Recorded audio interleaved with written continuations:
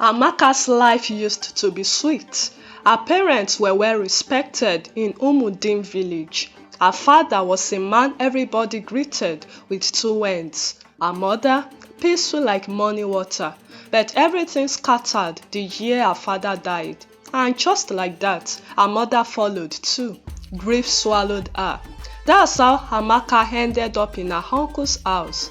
Uncle Damian, that man, in front of people, he would act like he was doing Amaka a big favor, always shouting, "Don't worry, I will take care of her like my own daughter." But inside that house, wahala full ground. His wife hated Amaka from the first day. She turned her into house girl. No rest, no kindness. Amaka was the first to wake up, the last to sleep. Her bed, an old raffia mat beside the smoky kitchen. Her clothes, rubbish that even her cousin Chisom didn't want. That Chisom, full of pepper and pride, always mocking Amaka, always forming boss, and if Amaka ever complained or cried to Uncle Damian, "My wife is helping you and you are still complaining," he would bark. Ungrateful child. Amaka tried to endure, but things just kept getting worse. One day, after coming back from the stream under heavy rain, soaked from head to toe, her aunt accused her of playing with boys. Before Amaka could open her mouth to explain, the woman beat her with broom till blood came out from her leg. Amaka looked to her uncle for help. He just said, "Good, maybe next time you will behave yourself." That night, Amaka cried silently, and by morning, she was gone. She didn't tell anyone, she didn't carry much, just a torn Ghana must-go bag and 2 wraps of garri in a nylon.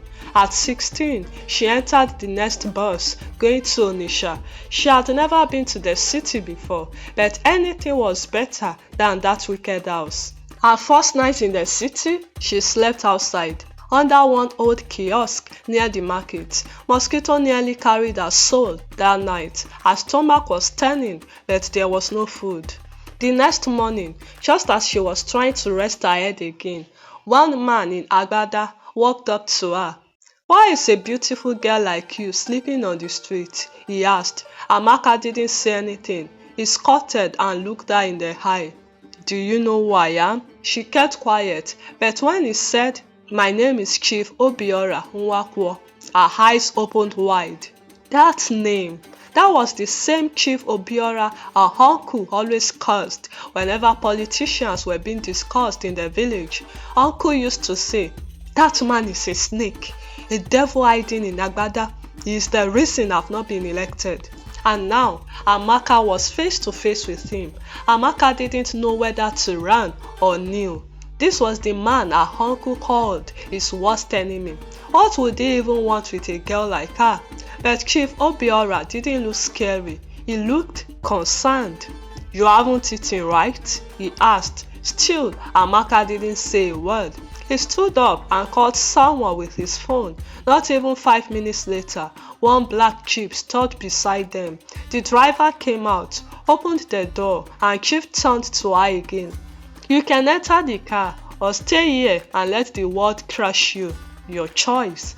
Amaka looked at the sky. No parents, no friends, nowhere to go. So she entered. That was how her new life started. Chief took her to one big compound with tall gates and security everywhere. Inside the house was like film. Cold towels, Chinese chairs, clean toilet. She stood at the door, confused. One woman came out, maybe in her 40s. Her name was Nkechi, Chief's personal assistant. She took Amaka upstairs, gave her food, then ran her a hot bath. That evening, as she wore clean clothes and ate real jollof rice with fried plantain, Amaka just sat and asked herself, "Is this a trap or a blessing?" But Chief didn't touch her. He didn't even come close after that first meeting. It was Madam Nkechi who gave her a phone and said, "Oga said you should go to school. You will start evening classes tomorrow." Amaka almost choked on her water. School? After everything? But it wasn't a joke. Chief paid for WAEC, got her tutorial lessons, even hired a private teacher, and not once did he ask for anything in return. For a whole year, Amaka stayed quiet, stayed focused. She got her results. She passed. It felt like her life was being rewired. Then, one day, on her 18th birthday, Chief finally called her into his study. He smiled and said, "I have watched you. You are respectful, quiet, and wise, and you are growing into a beautiful woman." Her heart started racing.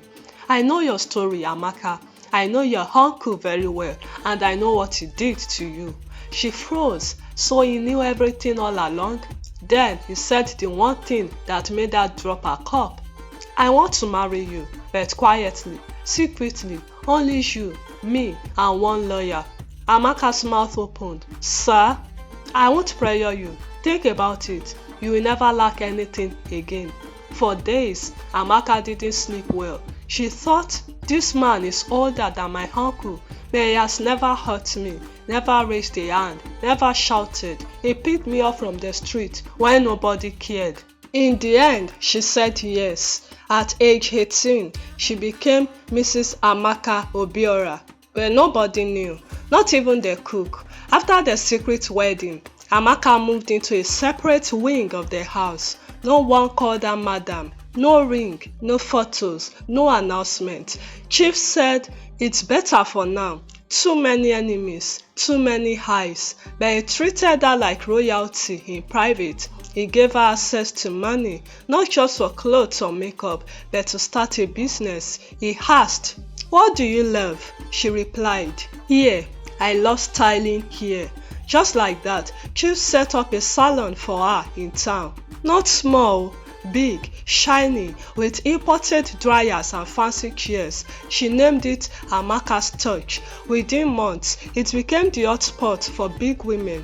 One day, the politician's wife came in. The next week, a Nollywood actress, her name was flying around. She started getting invites to style brides in Abuja, Enugu, even Ghana.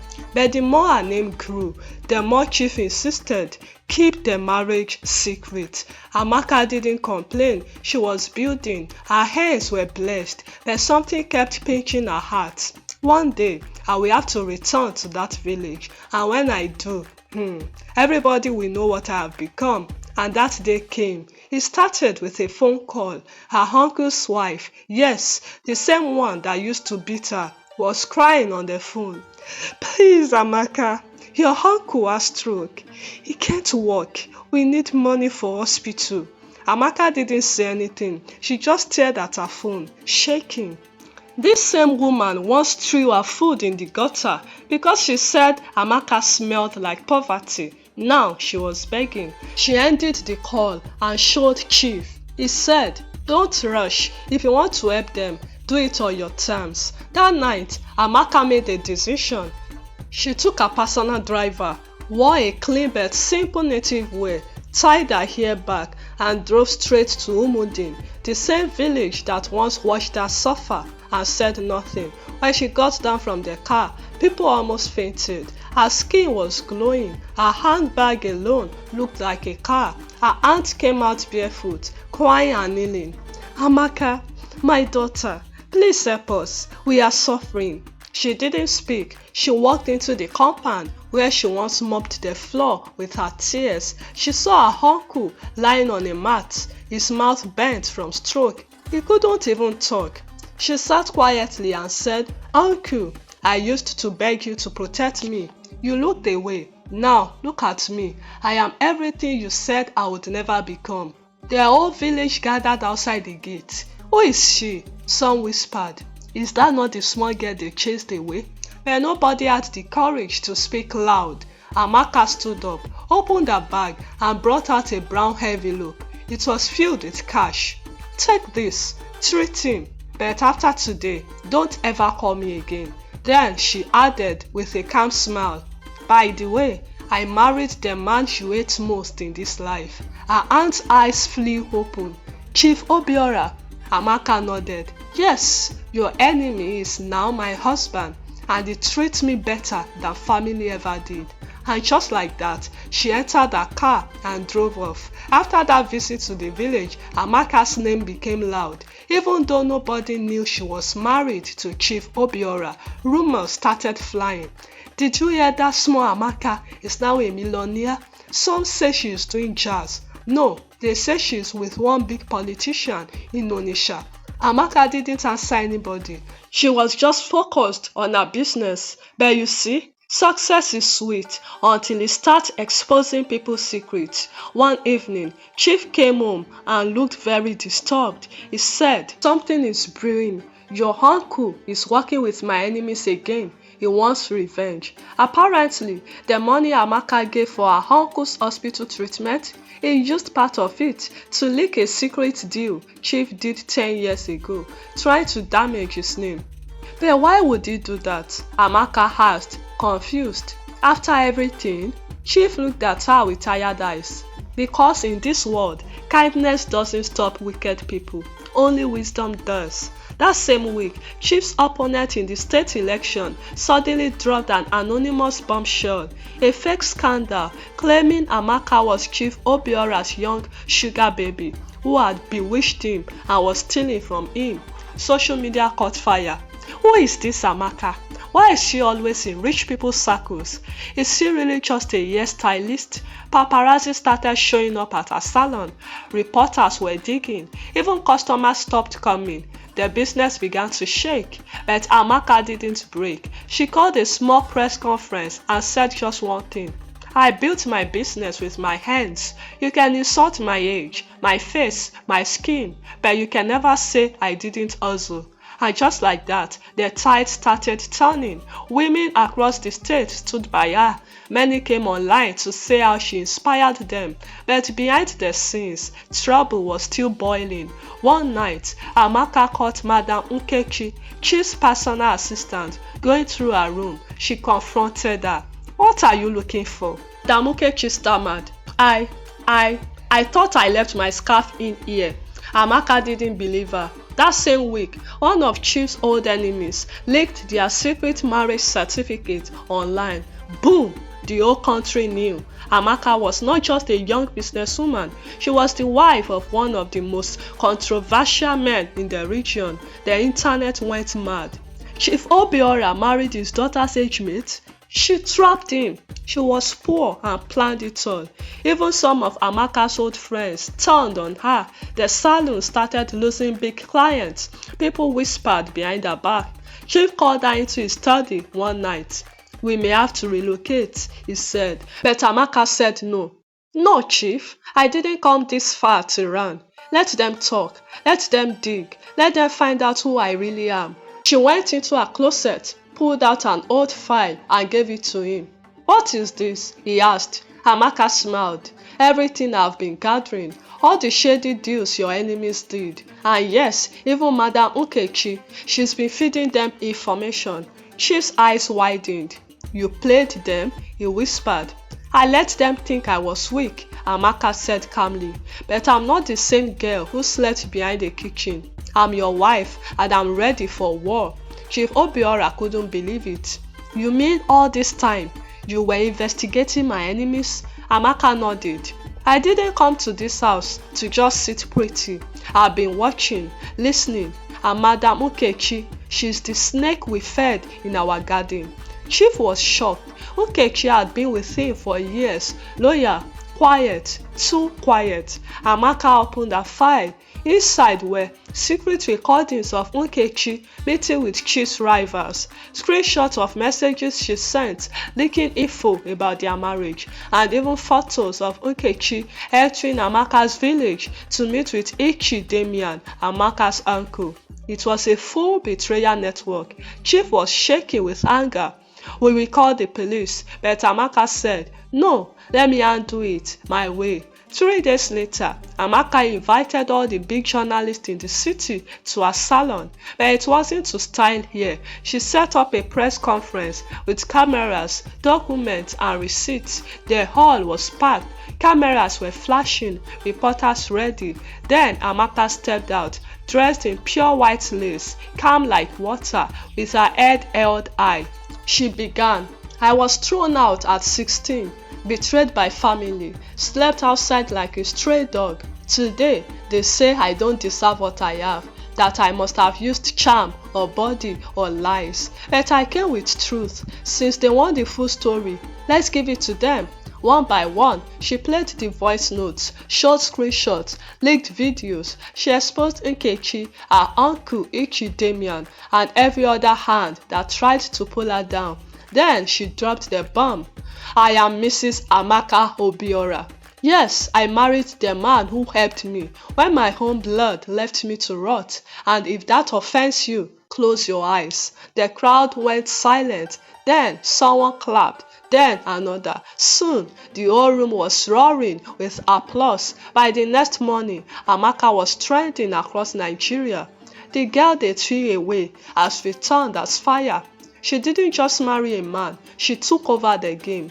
Madam Nkechi was arrested. Chief's enemies went quiet. Her uncle, embarrassed publicly. Even his own family started avoiding him.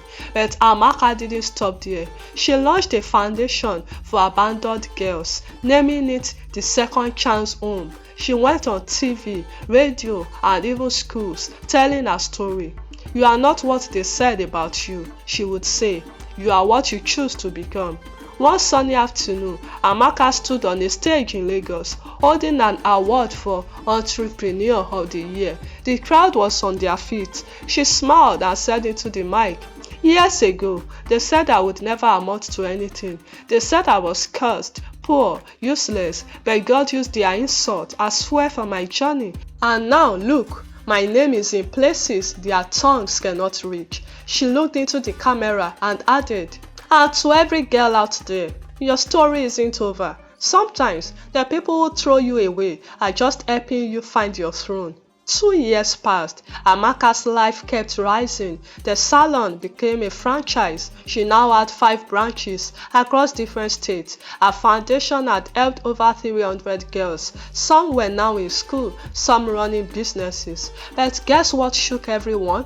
She was invited to speak at the National Women's Conference with the First Lady in attendance. On stage, she stood tall in a flowing Ankara dress with the words "rejected but not ruined" written boldly across her chest. She didn't cry, she didn't shout, she just told the story.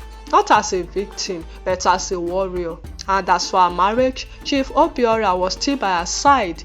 Now, people didn't call her Chief's young wife. They called her Madam Amaka. She had become her own name. Even Chief used to tease her.